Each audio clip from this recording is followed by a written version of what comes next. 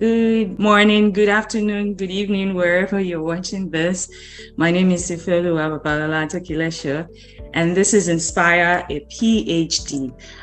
This is a place where we put a name, a face, and a voice to the experiences, of PhD graduates, and we want them in their own voice to talk about what they have gone through. So what we want to do is to demystify, what PhD is and what it is not.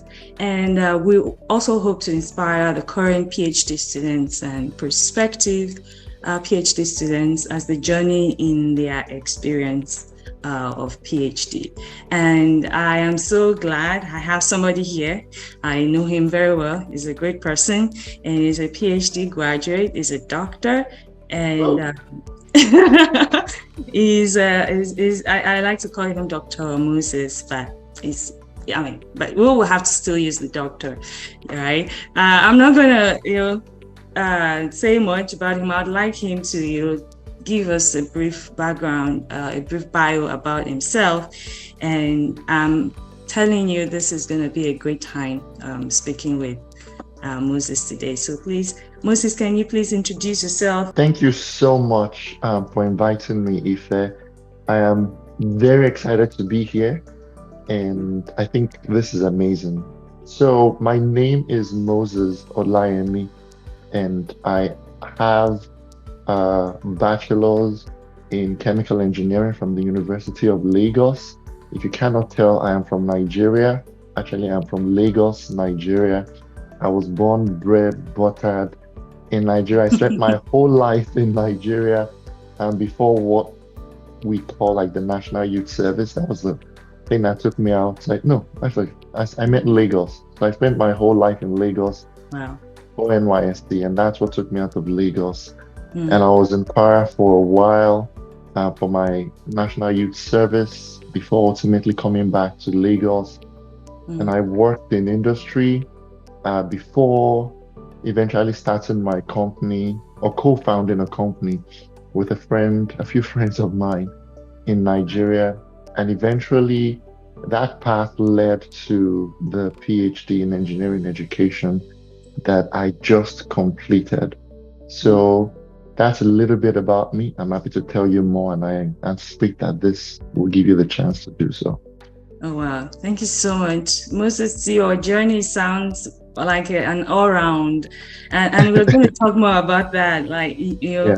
when you said you co-founded a company and then Mhm. went ahead, and after that started your PhD. I think some people will be like, oh, wow, that's not a common route that people take through to PhD.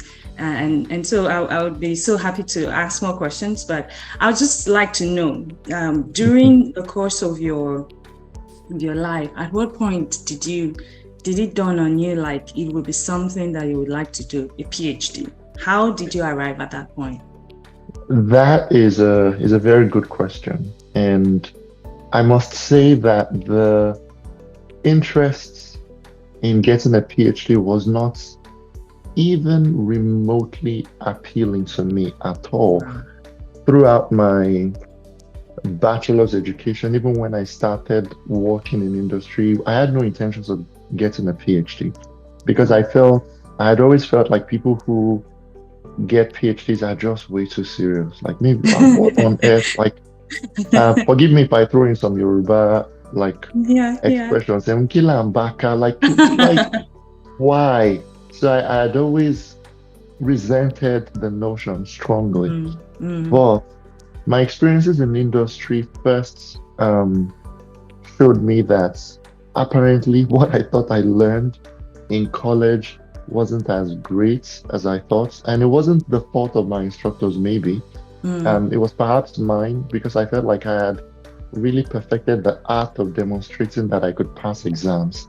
And I mm. graduated very well. So I anticipated that life would be the same, but the job I got, I found it to be very, very routine, very Mm, rote, very, very monotonous.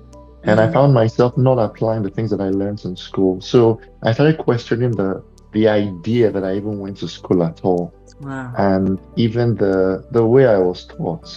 So that was what sort of led me to um, have begin this conversation with a few friends of mine about our experiences after Mm, graduating mm, and what we mm, hope we would be doing and what we weren't. And mm, we decided, you know what, actually, we think we can address some of these things. Perhaps we're not teaching science and tech well enough. Perhaps we're not teaching mm, engineering well enough. And mm, so we're developing animations. We're training teachers how to apply student-centered pedagogy in mhm. Nigeria. But then we Wow. started getting some pushback when we tried aiming for higher markets. We tried telling professors how to teach engineering, and their feedback Wow. was, you guys have no education background. So you are just engineering graduates.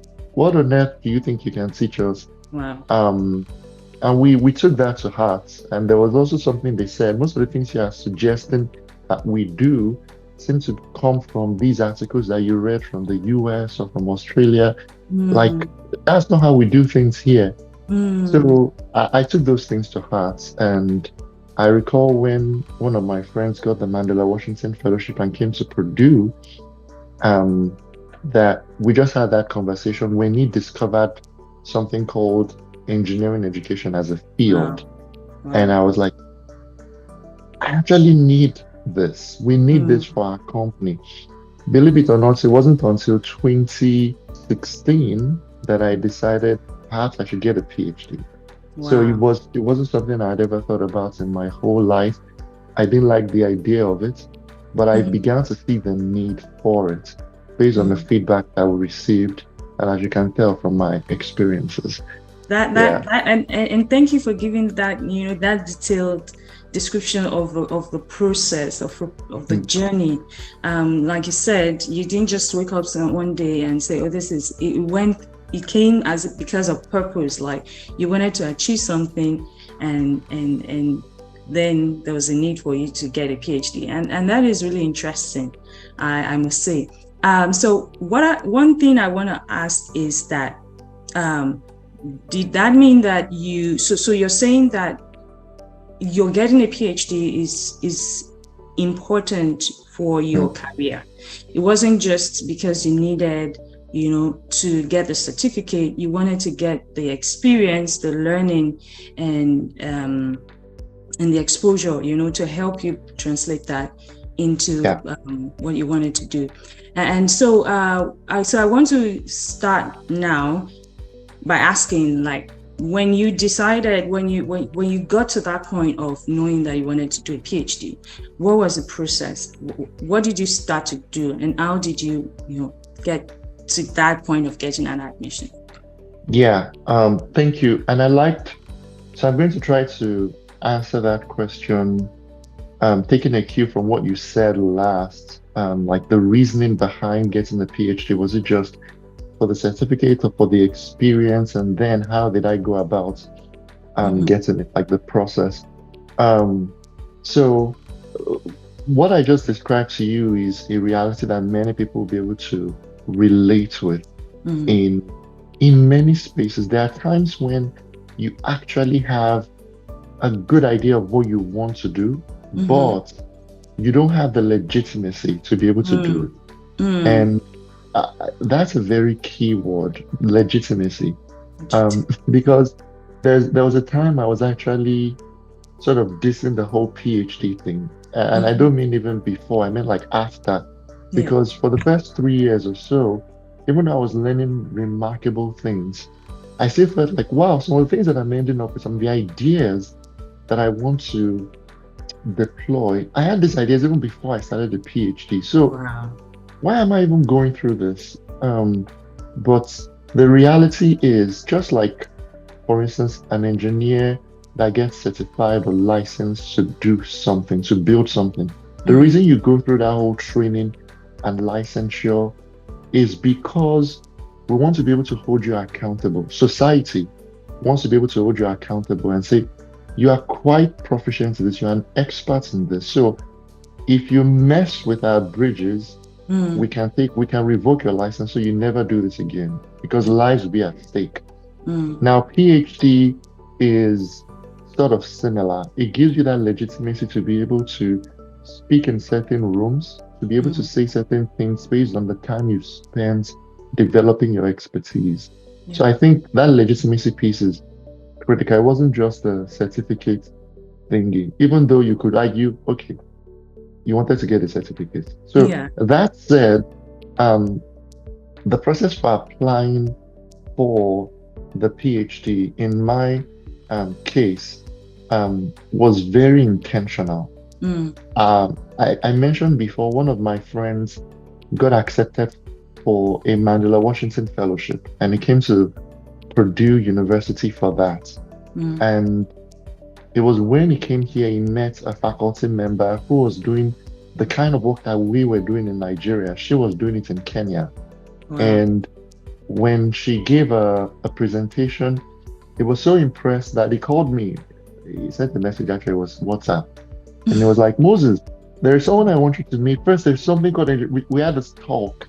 And Um, I looked up the profile of this person. Her name, and she ended up being my advisor, is Jennifer DeBoer. wow. Um, and even before I expressed my interest in a PhD, Mhm.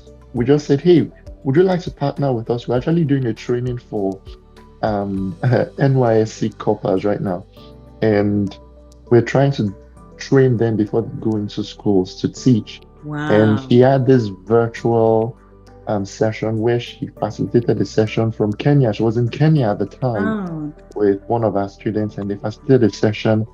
So we began that working relationship, and um, we had various conversations after that. And she was the one that said, hey, I think you should apply to Purdue.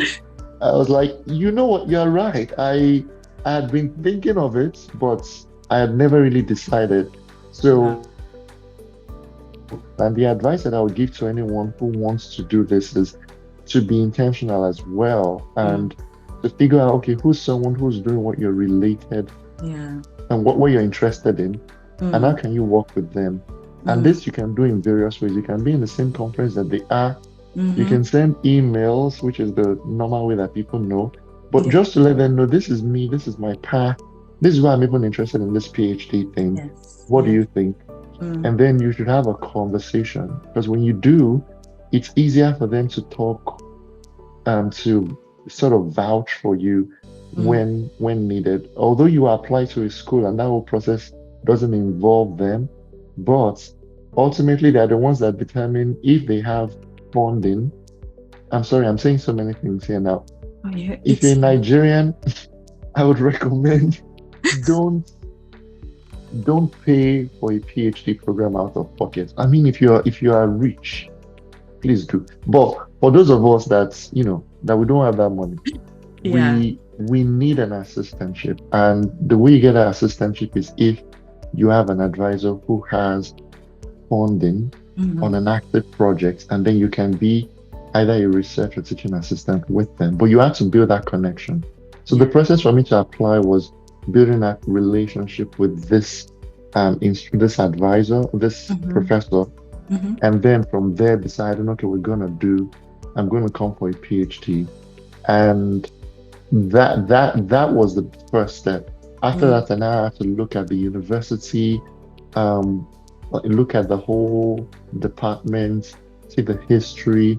I tried to inform myself as much Mm. as I could Yeah. before I took that step because it's a huge decision. You'll be here Mm. for 3 to 5 years, maybe Yeah. more. So you don't want to take it lightly. Mm. You want to do it with all the information that you can.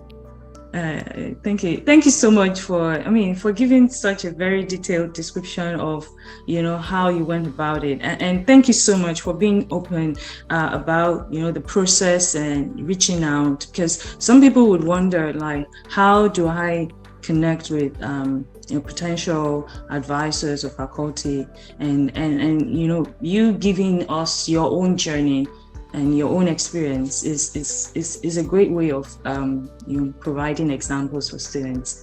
So when you got your admission and then you went to Purdue, and in for the purpose of our audience that are listening and watching, Purdue is a prestigious university in terms of engineering education. I would say that they are the pioneers of engineering education in the US, and they have always stopped. They are an institution that has been recognized over and over for doing such great work in terms of engineering education. So Moses graduating from that university and is a really great feat.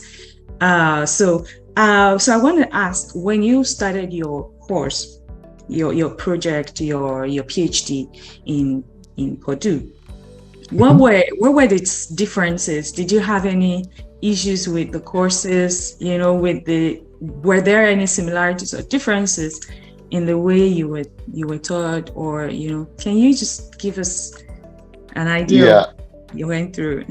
Yeah, tons. And I just realized, perhaps when I was even introducing myself, I didn't say that I graduated from Purdue. So thank you Yeah. for mentioning that. Yes. Differences. Oh my God, tons. I if I could just throw a plug in here, we just recently, and Ife is actually part of the team that worked with me. I collaborated on a team to write a paper about our experiences as graduate students in the US in engineering education, and how that compared to like our experiences when we were back in our home countries. And this was written by a group of diasporan Africans from various African countries. The differences are multitudinous. Like, I was saying before, like, oh, do your research before you come. I didn't practice what I preached fully because I didn't know that it was this cold in Indiana. I mean, right now it's sunny because it's summer. Praise God. But I came on the 11th of August 2017 at 6:12 p.m. I know the time. And even at that time, I was like, oh, they said the US is cold. But I didn't know that it was just, summer was just packing up. So everybody kept telling me to watch out for winter. And I remember the first day I saw snow. I'd never seen snow before. And I was like, oh, it's so pretty. And some of my friends who I'm very, very free with, they were making fun of me and they're like, Moses, that's not snow in India. And I was like, but they said, no, this is nothing. Like, it's still coming. The expression winter is coming from Game of Thrones? It came. It came in like there were weeks that I could not type because my hand was just, I don't know if it was frozen numb. Like I could not type on my computer. So it was like pulling my hands out of my jacket to type, I would have spasms of like, it was crazy. And at the time, I had not gotten used to even like turning the thermostat. So I didn't really know how to. I was wearing my winter jacket in my room. Oh my God, the food. Food, of course, it was extremely difficult to find Nigerian food. I didn't even discover how I could do that until like weeks when I started reaching out to people and I was begging them to save me so I won't die because I needed pepper. I needed that. I needed that tarudo. And I couldn't find in all the pepper that they had. They're like, oh, this is spicy. It was just serrano. It was just like I can eat it. I could eat that pepper. Like, the food, the weather, the interactions. Like they're just people that will see you on the road. I don't know because I was dressing in like native the first few months. And I don't know if there was something exotic about it or just I was different. I was always getting these smiles from people that I'd never met. And they'll just smile at me like, and it throws me in a fit like, do I know this girl? Did I say hi? Do I know that girl? Have we met before? It was that was the thing. Even the way that the instructors engaged with students, That was Mm. another big difference because the very first question I was asked in my class, I think they said like introduce yourself to Mm-hmm. everyone just as they did here. And they gave some guiding prompts, like maybe say where you're from, what you what brought you here. Just Mm-hmm. three guiding prompts. Mm. And then when it was my turn, I said, my name is this, I'm from this place, I did thank you. The American girl that went after me, she started Mm-hmm. talking about like our favorite shows, like the name of our pet, our dog. I was like, they didn't ask us to say that one. And I saw That's everybody was laughing. I was yeah. like, wow. So that was another thing. The first paper that I wrote, Mhm. if there, it was completely different. And I think um the things you see in the movies, like if you I used to watch a lot of movies before I came to the US and even after coming, I love movies a lot. And I Mhm. felt like it really prepared me for the culture in a way. But Yeah. even with that, I wasn't Mhm. prepared for the differences that I found. They were just Wow. glaring in many cases. I could go on and on. But these were some of the differences that I Wow. noticed. Yeah. Wow. Thank you. This is just bringing memories, back to me about my own first bite. I didn't believe it. I mean, it was as if my hands were gonna be broken for life, and Ah, nah, nah. yeah. So I know that feeling, and sometimes I think we're prepared for what we're coming to meet here in foreign countries like the US, but I mean, experiencing it is still the Yeah, if you ultimate. go where there's winter, it is Uh-huh. coming and you can't Yeah, prepare for it. yeah, It's you're not hit. Yeah. yeah. Mm. Thank you so much. So I know for a typical PhD. Hmm. And it's different the way people do the PhD in the US um, in different departments, schools for different degrees are different. Hmm. And so what in engineering education for some people who are just hearing this for the first time, what did you have to do? Courses? Did you have to? Hmm. How many semesters did you take courses? Your Yeah. research? What did you do in terms of getting to graduation? Right? Yeah. Like courses and research. And did you have to attend conferences? Can you just give us, the whole educational journey?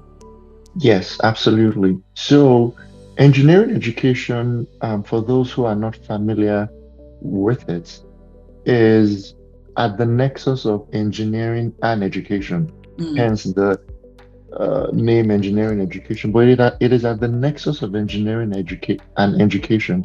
And the mhm, goal is to demystify this concept, this fallacy, this um, parody that we have, and it's a misconception that mm, the moment you have a degree, whether it's a bachelor's or a master's or a PhD in engineering, that mhm, means you can teach it. mm, It's a misconception mm, because as you can tell, and I hope that the people who watch this will be able to throw their comments like engage mhm. on the experiences that they had as students with some professors who clearly might know the contents that you're teaching, but not Yeah. necessarily how to teach it. Mm, And it's a misconception that's been endemic in our mm, society for the longest time.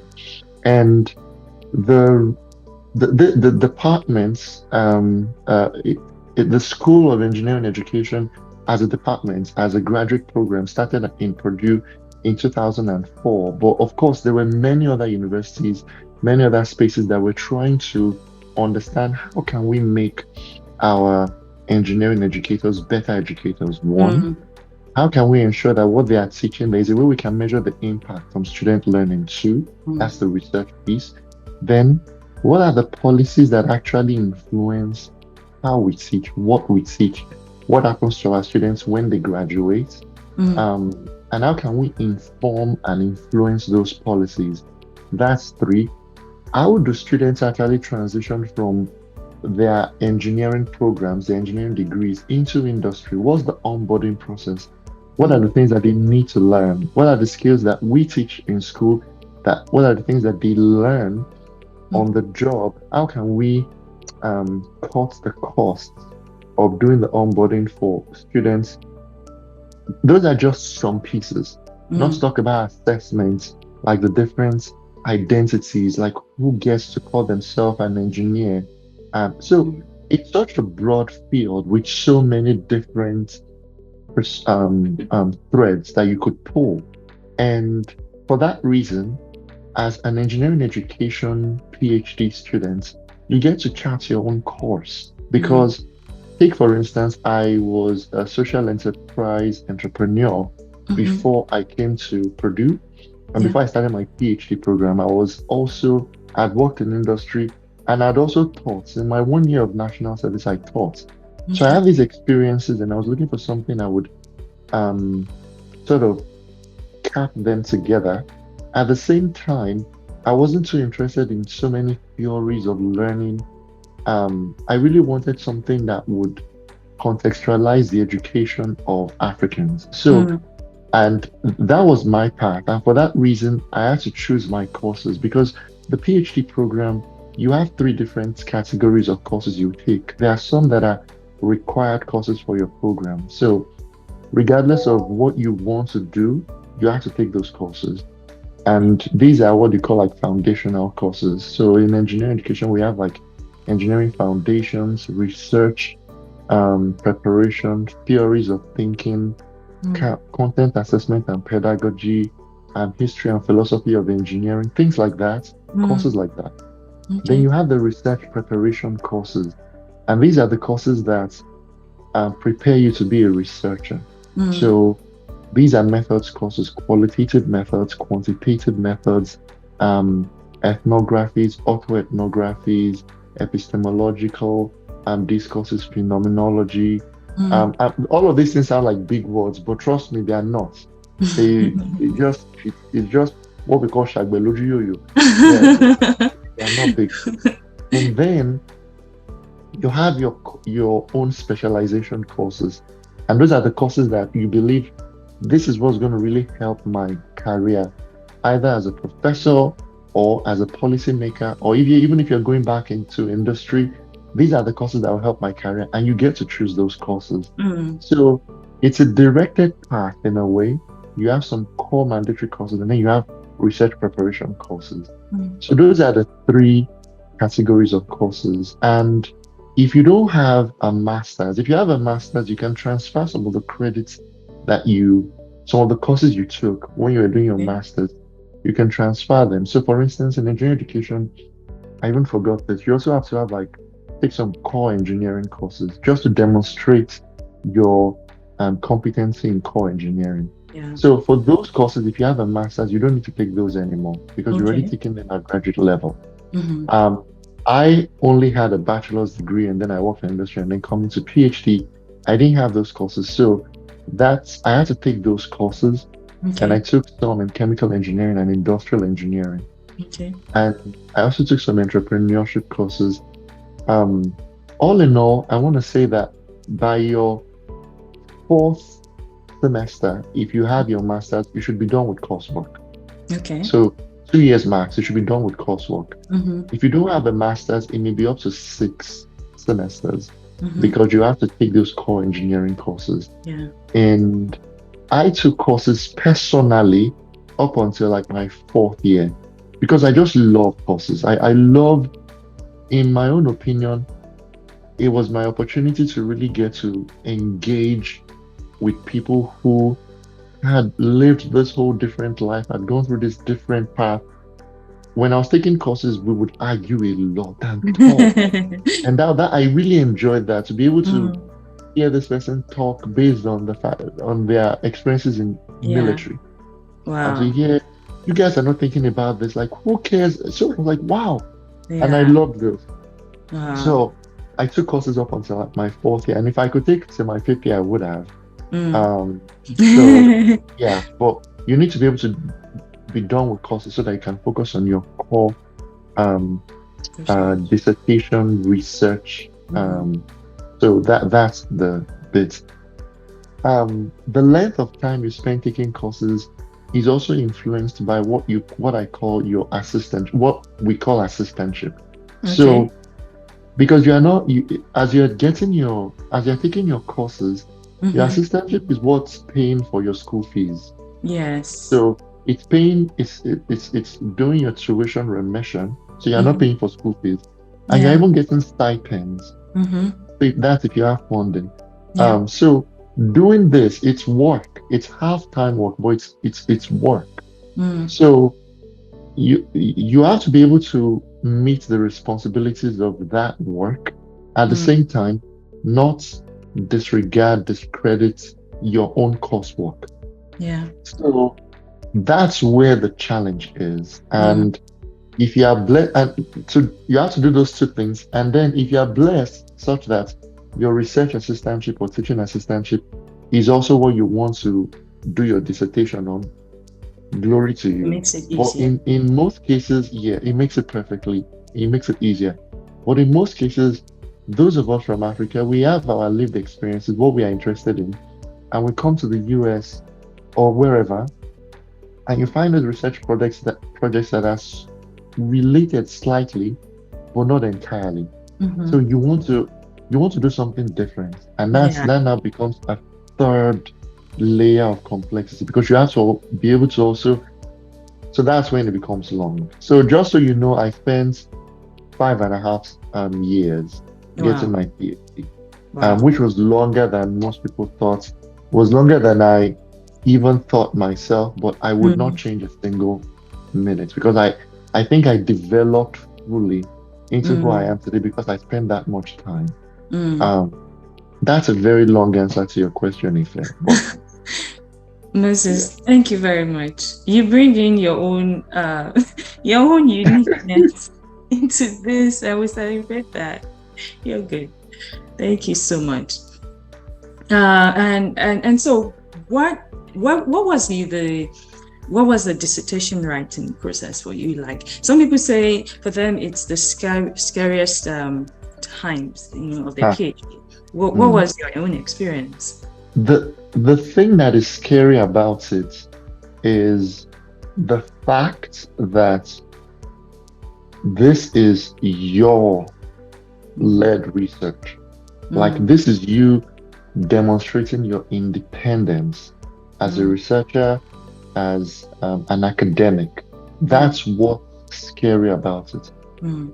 Um, but that said, it can also be the most amazing period because this is when you finally get to do you. Like the whole maybe 3, 4 years you were taking courses and developing Mm. research competences. In all of that time, you are constrained by, oh, these are the rubrics for you to write this paper in this course, maybe. Yeah.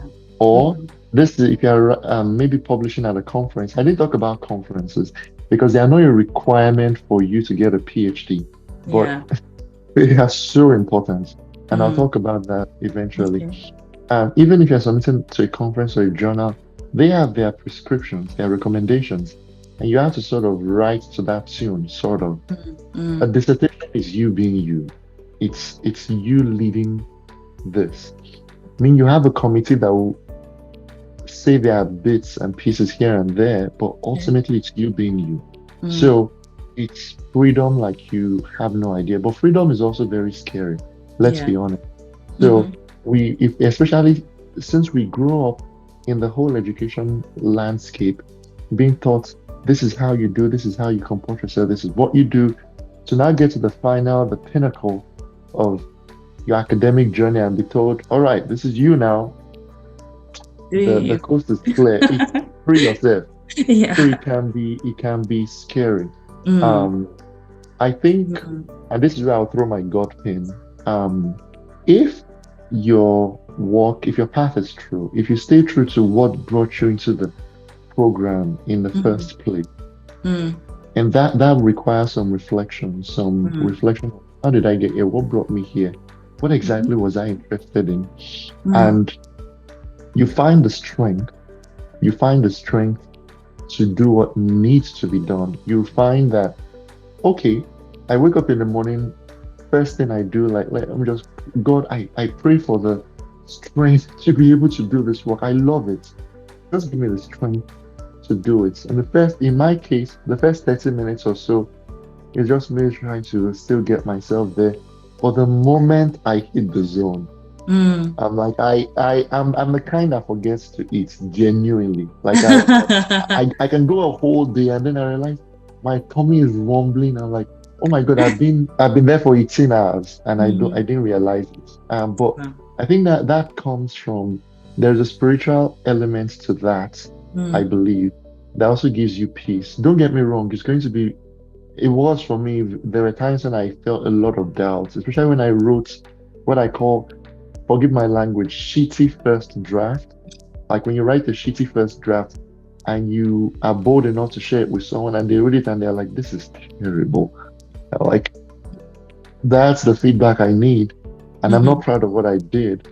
But then over time, mm, it gets mm, better.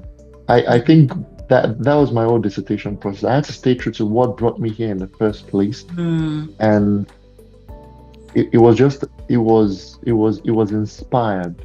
It wasn't mm. not difficult. It was difficult, but it Yeah. was inspired. And because it was inspired, I could get it done. Wow. Um, yeah, that Wow. was it. That is such a great that's such a great experience that you just described to us, because some people are, when they hear about writing dissertation, it's very scary, and especially the feedback part. Thank you for talking about that. That is very so important, and that is what sometimes we don't want, because we don't want people to really see maybe not our best work, but Exactly. feedback is really important, especially in the writing, because then you can actually produce the best work that you That can produce. Thank you so much for sharing that. Um, yeah, I want to ask, what was in your own experience, what was the most challenging aspect of your research, or of your PhD program as a whole? What would you define as the most challenging part for you?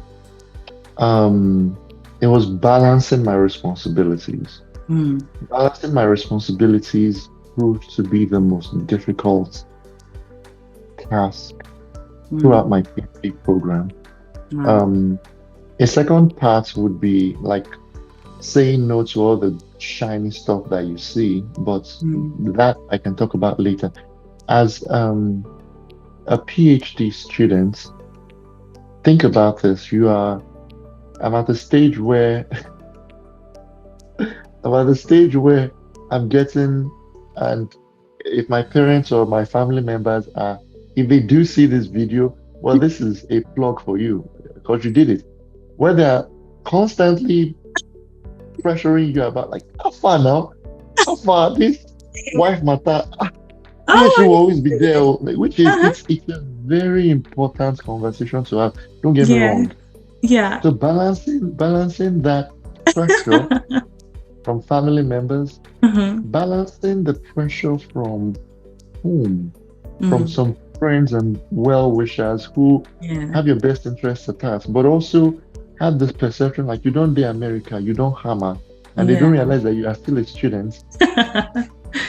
And they're like, guy, how far? Like, I will appreciate, like, which, please don't Mm, get me wrong. I think it's critical that you don't lose those connections, that we remain yes. grounded with home because you have Mhm, to, if you don't know what home is like, you even forget why you're doing what you're doing and you not be committed to get it through. But yeah. hearing from people tell you what they are going through, the Mm, challenges, like it keeps you grounded, it keeps you yes. thankful, it keeps you focused. But Mm, at the same time, it's a pressure to hear like alpha guy, anything at all. I'm like, if you say mm, any, what if I send 5 naira? Like that's Mm. for anything at all. There's a minimum expectation for that anything at Expectation. all. Yes. There is that. There Mm. is the expectation from your research lab to Mm. do responsibilities that you are being paid for. Yes. So, like your dissertation might be another thing, but you are being paid to do work. Yes. Don't let that work falter. And doing Mm. that work, this is where the conference piece comes in. It requires doing the research, sometimes Mm. communicating the research, writing conference papers, writing journal papers, which are no easy tasks. Yeah. So it requires balancing that responsibility. Mm. The cost part is also another piece that coming from Nigeria, I wanted to get an A in everything. That's my background. Um, but in PhD, an A is not necessary, even though I still chased it with all of my fervor. Mm-hmm. Realizing that no, that's not actually, no one cares what GP you finish with in a PhD. It's did you get the skills required? Like, Yeah. did you publish? Did you Mm. connect? Did you network? Mm-hmm. Did you put your plugs in the right place? So balancing the responsibilities of your course is another piece. Yeah. Um, and then balancing where you want to end up with, like all of the responsibilities of the US, Mm. the like, what will I remain in the US when I finish? I actually want to go back home. Will I get a job? Oh my Mm. God, like I'm being taxed here like crazy. I'm making maybe just 1,000. They're taking almost 800 for rent and food and tax. Yeah. Do you have anything left? Mm. It's balancing all of those things and then Mm. still keeping in mind this is what I want to do. Mm. It's balancing is balancing responsibilities is without a doubt for me the toughest challenge. Wow. That is so mind-opening, and I hope for many people, that are not in the US or in other foreign countries that may not really know, um, the situation on ground, and so thank you so much for talking about that. And so I'm now going to ask about, what was the most rewarding thing for you in this journey? What would you, when you look back and you look at what you have done, what would you say was the most rewarding thing or time of your life in this journey? The community that I Mm. built. Wow. And please take this from someone who my whole change agenda is that Africans can solve African problems. Like we can Mm. solve our problems ourselves. That's Mm. been my mantra for the longest time. Mm. And we don't need to ask for handouts or favors. We can solve our problems. So it's that change agenda. I've had it for the longest time. And I over time started to realize that it required more people. It required a critical mass Mm. because igi kan kì í dágbó ṣe. Like Yeah. a tree doesn't make a forest, and ẹnìkan kì í jáwádé. That one is also even in my dissertation. I put it there. Like it's impossible for you to achieve a goal that is going to transcend generations if you Mm. just solo it. It's Mm. not going to work. So Mm. I learned early on that I'm not enough. I'm just not enough. Like Mm. so, I needed people to work with me. And if here you are, like I'm conversing with you, I consider you a part of that community that I was able to build. And Yeah. so I'm a part of like so many communities. But I'm I just can gonna, imagine, Moses. yeah. Well, like there is an African Engineering Education Fellows Diaspora group that Mm-hmm. consists of like African diasporas that are all around the world, but actually most of us are in the US now that are in engineering education. We sort of have Mm-hmm. similar ideas. There is Mm-hmm. that group. Mm-hmm. I belong to maybe four different Christian groups. Some are African, like there's Mm-hmm. like an Urbana Africa, a Sub-Saharan African group that Wow. consists of exceptional Africans that are Christians, Mm-hmm. um, that are here for whatever. And we met at this conference that I went to. And I love community. If you haven't noticed, I love community. So we Yeah, I have to think keep you in do a touch. great job. I maintaining that, because some people love community but cannot sustain it. There mm, is a part of gathering people. There is also the part of sustaining and maintaining it. And I think you do a great job at that. thank you. Thank you. I'm going to take that compliment and say thank God too, because it required a lot of development and Mm. training and mentoring from some people in my past. Oh wow. Um, but I think community is extremely important. So there's one for my engineering education pathway, Mm-hmm. there's one for my faith, there's Mm-hmm. one for just my country, like my Mm. Nigerian Students Association at Purdue. Wow.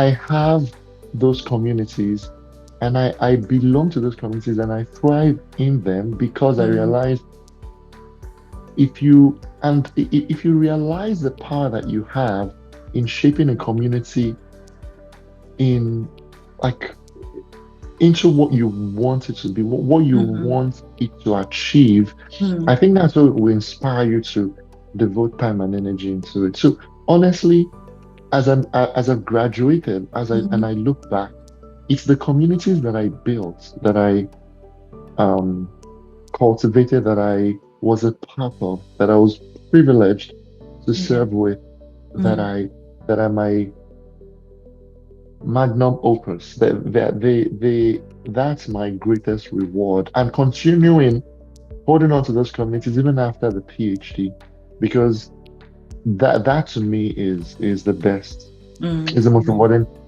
part of my experience. Wow. Thank you so much. Thank you for that wonderful, you know, it's like you're opening up yourself to us, and we're taking a peek. It's like into your life, into your experience. And thank you so much. I think how we got to meet was really, I can't remember, but I think I got connected to you through somebody that knew that I was doing something in engineering education.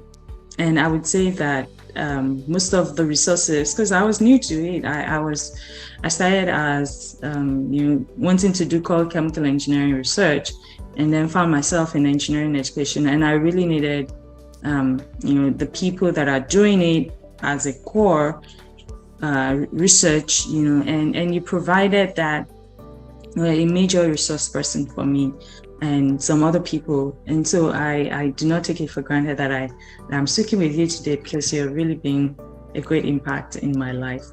But before we close, this has really been a great time. All right. But before we close, I want to ask, so what is the next thing now that Dr. Olayemi has come as a doctor? Moses. before his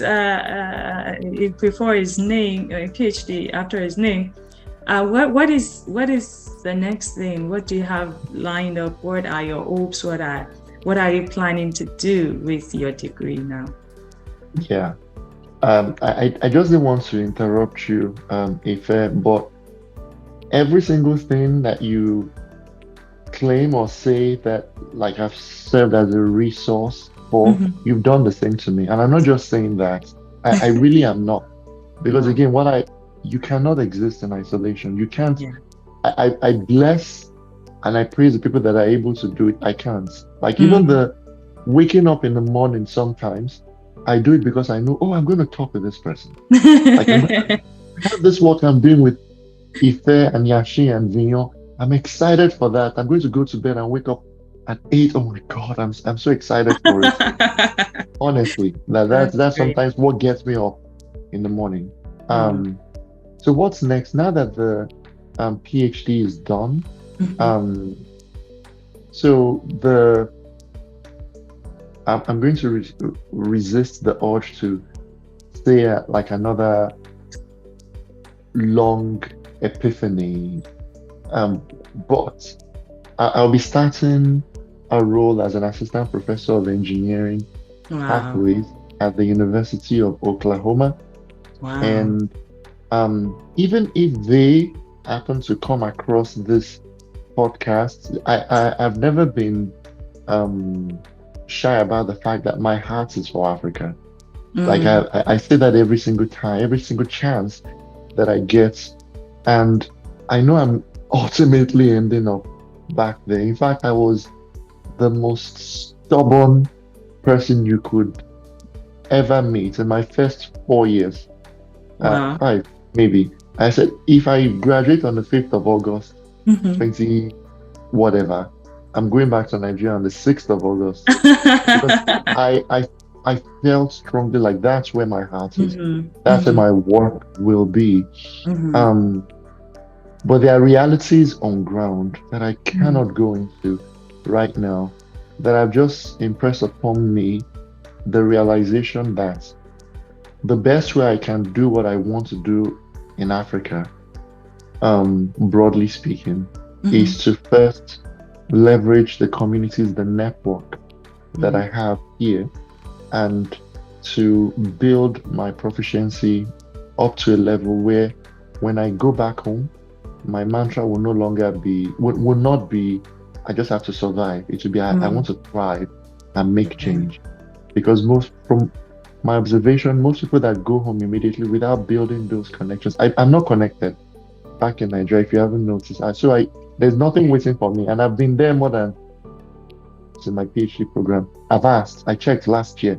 There was nothing waiting for me. And I realized I might go there and with all of the change perceptions I had in my head, that Mm, wasn't going to happen. I would be mm, struggling to get daily bread.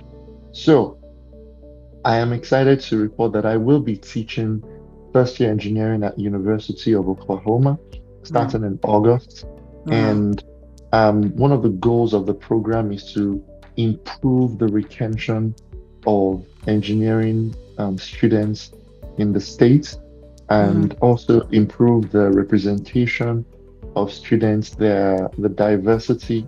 mhm, And there are just so many things that in my past have prepared me for this. So I'm very, very excited about it. And I also get to continue some of the research that I was doing, um, even in my dissertation, and also my okay. connection with the African diaspora, Mhm, um, with the African Engineering Education Association back home. yeah. Um, so I'm very excited about that. So I will be a professor. I tried to run away from it. I wanted to go into Yeah, the okay, most thing you wanted not to do. Here you are exactly. doing it. I'll do it. I will do it. And I'm actually excited about it. I don't know how long I'll do it for. And in Yeah. case Oklahoma people are watching and they're like, let's see how long this guy will do because I'm not revealing it here. But Yeah. we'll see. We'll see. I think the great thing, the great asset that you have, and which I often tell people about, having this kind of degrees, is that you can just function in anywhere you want That's to. true. That is true. You've been given the skills set. You have the skill set. You have the knowledge. You have the experience, the exposure, the training. Right? It's a training to help you, you know, to help you flourish and thrive in whatever you want to do. And Dr. Olayemi, I want to say that, for anybody that is interested in connecting with or doing some work with Africans in the US, Dr. Olayemi would be a great point person, to reach out to. He has he's a very resourceful person in terms of that. So, Oh, thank um, you.